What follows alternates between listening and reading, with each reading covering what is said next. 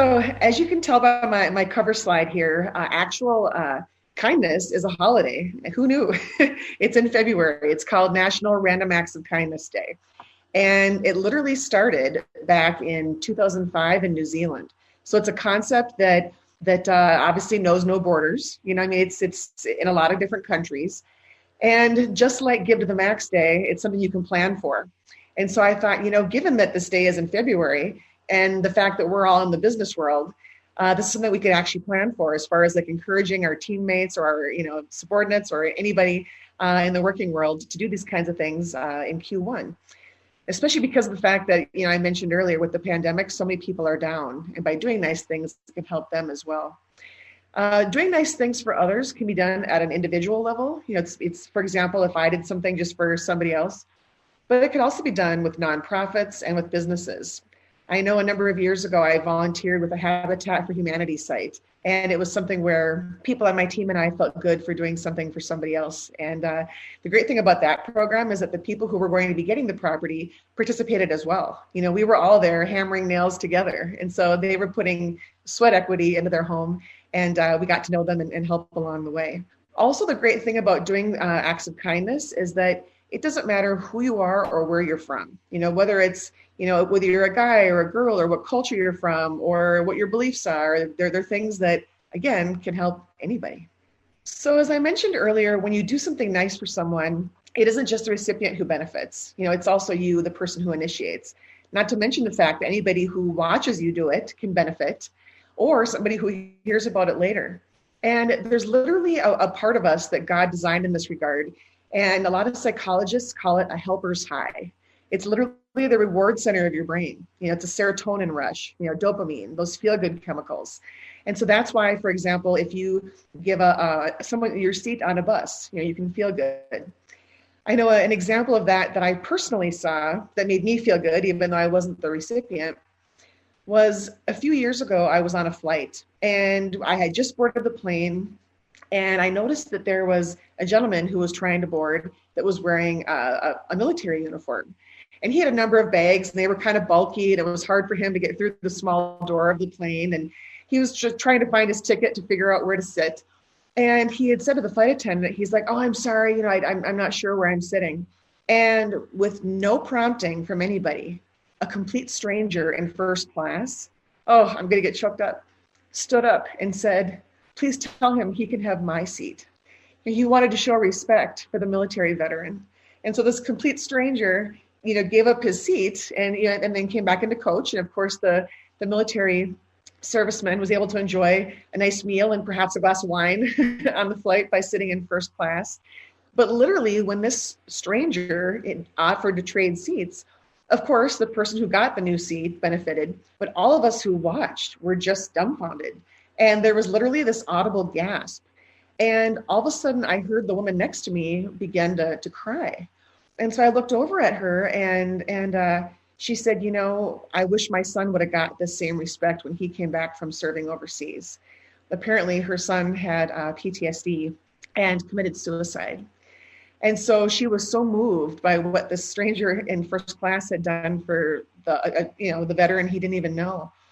And so as the plane began to pull away from the gate, I had my hand on her arm and I never did learn her name. It was more me a matter of listening as opposed to answering or asking questions. But she ended up falling asleep after takeoff. And it was just an amazing thing how one act of kindness had that domino effect and helped other people. A lot of times, though, people assume that when you do something nice, it has to have some kind of an expense associated with it, like an expensive present, or maybe go to eat at an expensive restaurant or something like that, when really acts of kindness can be free. I know that for me personally, when I was healing from my brain tumor surgery, there were people who would come visit me either in the hospital or in my home afterwards, and my family would be there as well. And I noticed this common theme, whether it was somebody bringing over something for me to eat, maybe a hot dish of some sort, or perhaps dessert, because I have a tinge of a sweet tooth.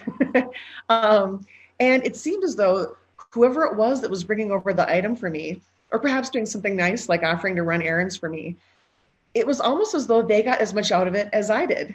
They came in and were smiling about it. And again, it's because of the fact that you can feel good. There's actual science behind it, So with this list that I have on the slide here, it just gives examples of some things that are free in this regard.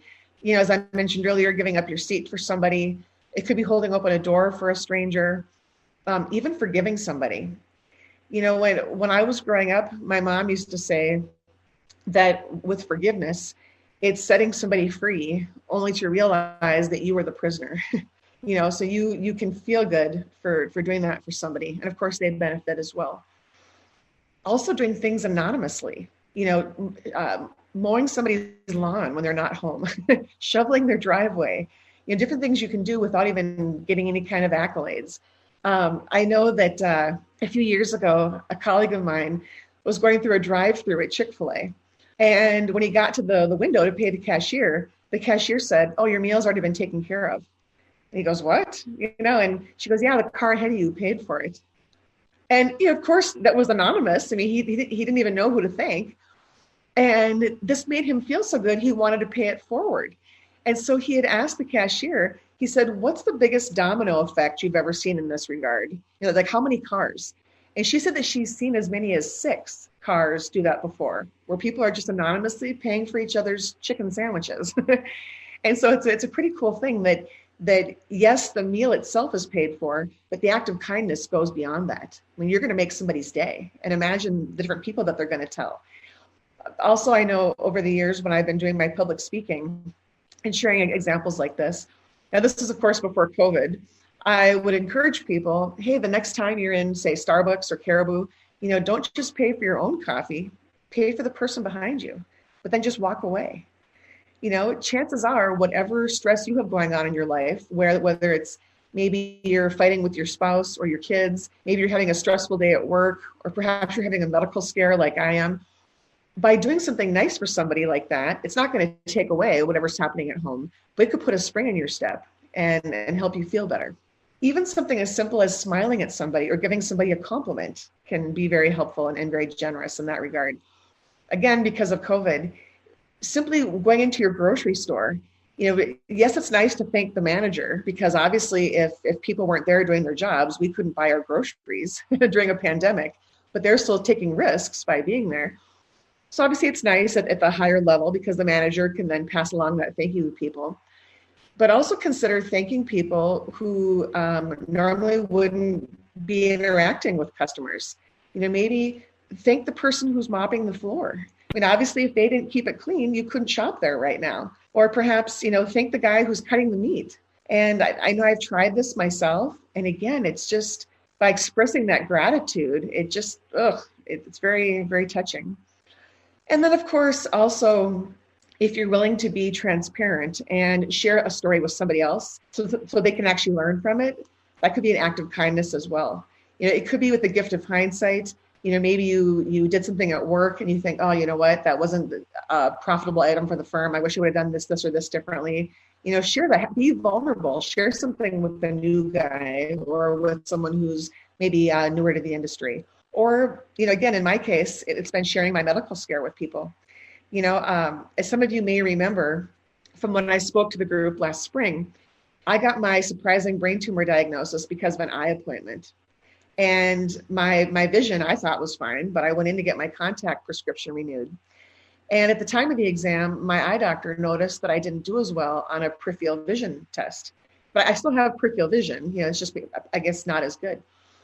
So acting on a hunch, she'd had me go to a specialist. And then he said, you know what, I think something's pushing on your optic nerve.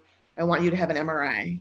And that's when I got the ominous phone call the next day with the results of, hey, you know what, you've got a brain tumor. And it's interesting how just like doing something nice for somebody, having a mindset of gratitude and being able to flip the script in your mind, again, can have that effect on you physically. It's those feel-good chemicals, again, the dopamine, serotonin, endorphins, oxytocin. And I can honestly say within minutes of getting off the phone or getting that diagnosis, I made a list of reasons why it's positive to have a brain tumor.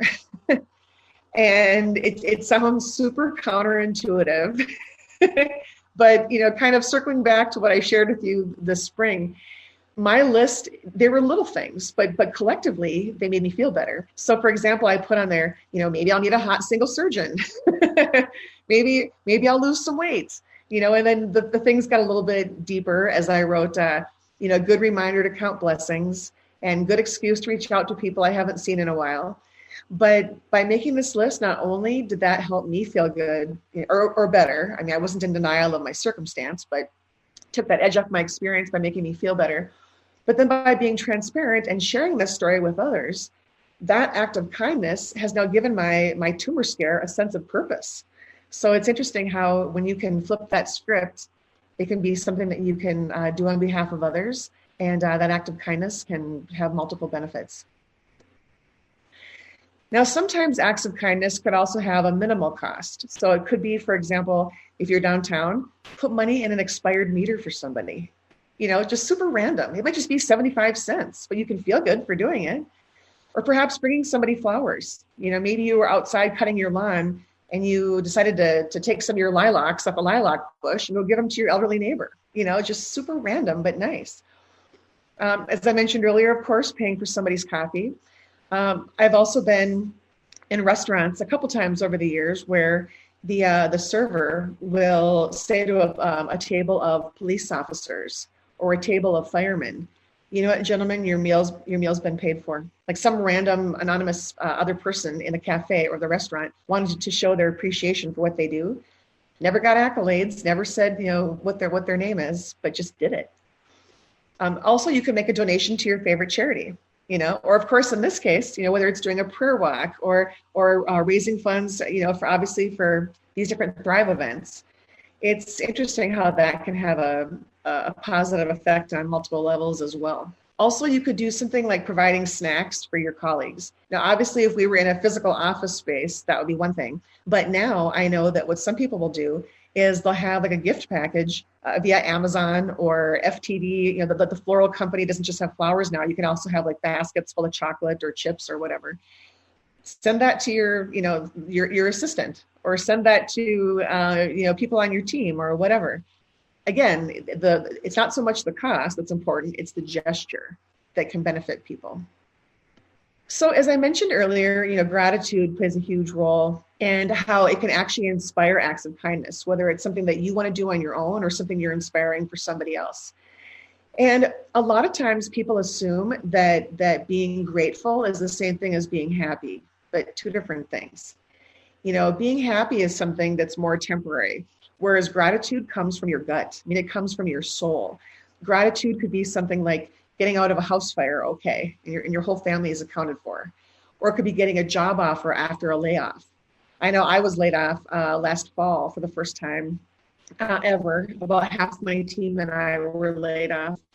And so once I got a job offer and had benefits with that again, an actual vesting schedule with retirement plan benefits, things that before I perhaps took for granted, I'm grateful for now after a scare like that. There's a term, though, that psychologists call hedonic adaptation. And hedonic has the same root word as hedonism. Basically, it's pursuing pleasure. So, but that can adapt and kind of plateau. So, for example, say you get a new job. And with that new job, it's a higher pay scale than what you had before. So you buy the car of your dreams. You're super excited. You're cruising around town. Everything's great. You're really, really in a good place. But then after a while, it just becomes a car payment. That's because that happiness you're feeling can plateau. Whereas gratitude, again, is different. It's something that can literally physically have an effect on you that could be long lasting. And it's interesting how there are people in our lives where if you express gratitude to them, it can go a long way. I know oftentimes with caregivers, whether it's a parent taking care of a child, or perhaps it's a spouse taking care of another spouse, or taking an actual adult taking care of their parent and their kids. It's called the sandwich generation. It's saying thank you to those people. Or also saying thank you to caregivers in hospitals, especially now in light of COVID. They're burning the midnight oil and burning that candle at both ends. Not to mention the fact that they're risking their health in the process. I know for me personally, because of the fact that my neurosurgeon was only able to get half of the tumor out of my head, the other half is partially encasing my carotid artery, so it's still in there. So it was too dangerous to take the whole thing out. And even though it's not cancerous, the thought was that radiation would kill the remaining cells. Well, in order to have confirmation and proof that those cells are dead, the key thing is on an annual basis, I have an MRI to make sure that that mass isn't growing, and to confirm that it's dead. But each year when I go in to have the MRI, I never know what kind of news I'm going to get. So I remember on the first anniversary of my surgery and radiation being behind me, I had one of these MRIs. And of course, I'm laying there in the tube, so to speak. I've got a mask on my face.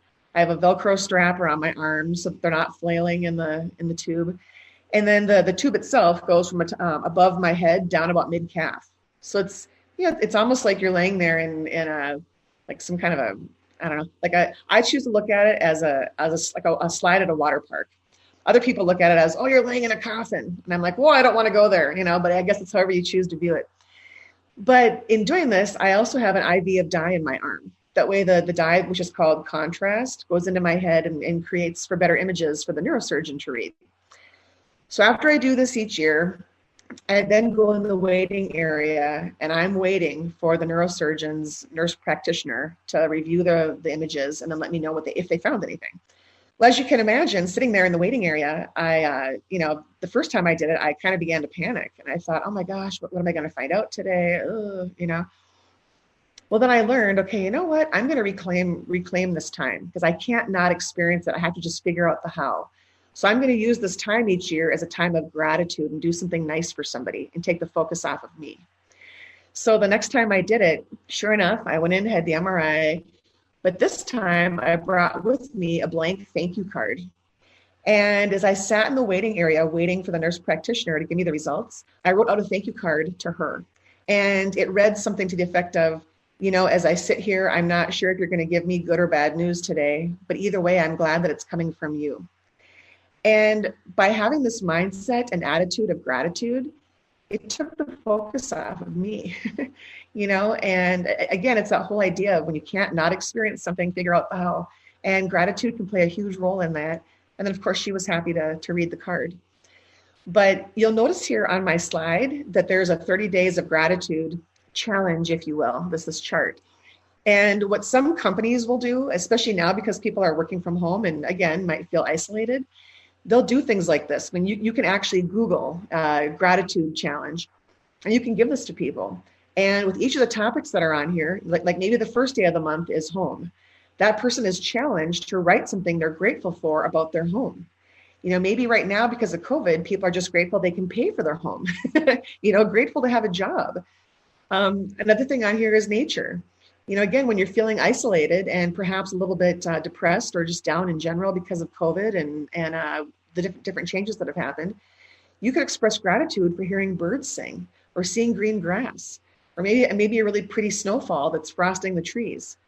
But the great thing about having this kind of a challenge, so to speak, and writing these things is that when you have a bad day, you can go back and look at what you wrote. You can go back and look at the prior month and look at this kind of stuff. So it's a cool idea. So what I'd like to do is ask, collectively as a group, are there any stories that you have, whether it's perhaps something that someone did for you or perhaps something you did for somebody else where you felt good? I want to tee off this exercise, so to speak, with a story of my own. I know when I was in 8th grade, my friend Denise and I were playing upstairs at my house, and we heard my mom downstairs talking to somebody. And being the nosy 13-year-olds that we were, we thought, oh, who's she talking to? So we snuck down the stairs and we were standing on the landing and she couldn't see us, but we could see her in the kitchen. And this was the late 1980s. So of course there was no World Wide Web yet. So my mom had the thick yellow pages on an island in her kitchen because she had called a radio station. And apparently, and at this point we could hear the radio going as well. She was listening to a talk show. And with this talk show on this Christian radio station up in Duluth, they were asking people, well, how are you going to be celebrating Christmas? And most people had called in saying that they were going to have family over, or some people said that for the first time ever, they were going to be hosting and how nervous they were to get the timing right and what have you. Well, one particular caller mentioned that she was feeling very lonely because she didn't have any kids. She was divorced. Her parents had passed away. And her only living relative was her brother, who was in Wisconsin somewhere, and they were estranged. So she was just feeling really, really isolated. So my mom gets out the phone book, calls the radio station, and says, I know that you can't give me her contact info, but will you please give her mine? She can come to my house for Christmas. And imagine my friend and I standing there, listening to this, and we didn't say anything, but our expressions just spoke volumes. And to this day, my friend Denise will bring it up once in a while, and just how touching it was. And it turns out that another caller had heard this caller and knew the brother. So they actually were able to get reconnected, and she celebrated her Christmas with him. But again, great example of how it benefited other people, even just knowing about it.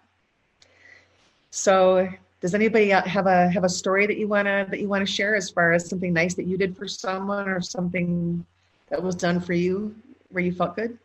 I feel like as believers, we have to walk in constant acts of kindness, because that's how we show love to people and share the gospel with people, honestly. And I think like that's the ultimate act of kindness, just to share the gospel with people. So just like yesterday, my daughter and I, we live just a few blocks away from a park where there are homeless encampments. So I met a lady at a corner, and she was asking for money, and I asked what she needed. She said Gatorade. So then I went back a couple of days later, and we brought a pack of Gatorade. She wasn't there, but then we met somebody else, and then we got to pray for her and chat with her. And then it was so cool. Like, we were there to give, and then she was like, I have this shirt. Does your daughter want it? So like our being kind to her caused her to want to give to us, which was pretty cool. And we weren't necessarily expecting that. But yeah, that's just, like I said, constantly walking in that mindset, because I just believe that's what God calls us to. So yeah. Yeah, that's amazing. Thank you for sharing. We had some tornadoes go through our acreage several years ago. While I was on the road doing business nationally, my wife made a bunch of cookies, and with our 2 young kids, delivered them to people that were cutting trees and re-putting out power lines, just to say thank you to them. And they're kind of like dumbfounded. It's like, well, it's about the most non-threatening thank you can get with, a cute wife and her kids passing out cookies to people. I'll chip in. One of the things I try to do is live a lifestyle of prayer evangelism. So I'm always looking for a Luke 10 sort of approach to life. Always looking for the people that others don't see. Mm-hmm. We had a little Hispanic housekeeper in the building we were in when we were in a building a couple of years ago now. And so I had made friends with Anita, and once in a while I would say a prayer for her and for her family. And around Christmas that year, I saw her and was chatting with her, and learned that her husband had left, was not paying any alimony. She was about to lose her house, and the kids were going to go without presents for Christmas. So I went upstairs to our office and basically sent out an email to everybody else in the office and said, I'm going to do something about this. You want to pitch in, you can. And we ended up raising $500, which I was able to give to her and just bless her out of the blue. And, I think, she was so blessed. She was in tears and everything. But I think everybody in our company was blessed by the idea that we could just reach out and randomly bless her in that way, in an unexpected way. So that's one of my favorites. Thank you for sharing. Yeah, I can see why it is. We had an effort at one of the churches that we used to go to, that there were 2 things that we were doing in the community that were random acts of kindness. We really focused on random acts of kindness and trying to come up with unique ideas. And one of my favorites was walking through, there was a pretty large trailer park that wasn't too far away from the church. And we got together on, there's actually a day, and I don't know when it is, that is dedicated to replace the batteries in your smoke alarms day. That's awesome. So And you know, the 9-volt batteries are just not something that's usually hanging around your house, you know. And so we went out and got bucket loads of these 9-volt batteries and walked around the trailer park with, I don't know if you know it or not, but it's replaced the battery in your smoke alarm day. And we just wanted to bless you with how many batteries do you need, you know, and no other messaging, nothing else going on. So that was really fun. And then I think the one that I got the most out of, you were talking about when you do these things, it's you that ends up getting blessed more than them a lot of times, right? Was single mom's oil change. And you would not believe the response to that. You know, spending a day getting underneath these cars that were basically ready to fall apart. And we had guys that, you know, really knew their stuff. I was down there just changing oil. I don't know much besides, you know, okay, I can crank this out and let it start spilling all over the place. But I mean, they were coming in with all kinds of problems with their cars. And we had people running to the auto repair store and, you know, replacing windshield wiper blades and lights and, you know, doing almost like mini tune-ups and everything else. It was just an amazing, amazing day. And we loved it so much that as a church, we started doing it almost, I think we were doing it on a quarterly basis where we were out there just fixing cars. What a blessing that was. So, which is fantastic because whether it's the smoke alarm batteries or the cars, it goes beyond the battery or the car. It's the gesture, you know, it's the fact that somebody was there. And so the recipient doesn't feel isolated. It's the task, but it's also the mindset that went into it and the heart that went into it that felt by the recipient and the person who's doing it. So those are great ideas. So what are some takeaways from today? You know, the first one is that when you do something nice for somebody, it can inspire others to do the same. You know, I keep thinking about that experience at Chick-fil-A, you know, and the 6 cars on the drive-through, you know, have that domino effect. Also, again, the recipients aren't the only ones to benefit. You know, you as the initiator and people who hear about the acts or witness them can benefit as well. Also, acts of kindness can be free or limited cost. You know, they don't have to be expensive. And again, gratitude can inspire kindness. So whether it's writing out a thank you note when you're waiting for ominous results at a doctor's office, or perhaps doing something nice for a teacher or your spouse or somebody in a caregiving capacity, a neighbor, anything even anonymously can have a benefit in that regard. And then lastly, that we can learn from each other. So, I mean, that's even just the example of the smoke alarm batteries. I'm like, that's a great idea, you know, and something that could be done other places as well. So I want to close with a quote. This is from Mark Twain.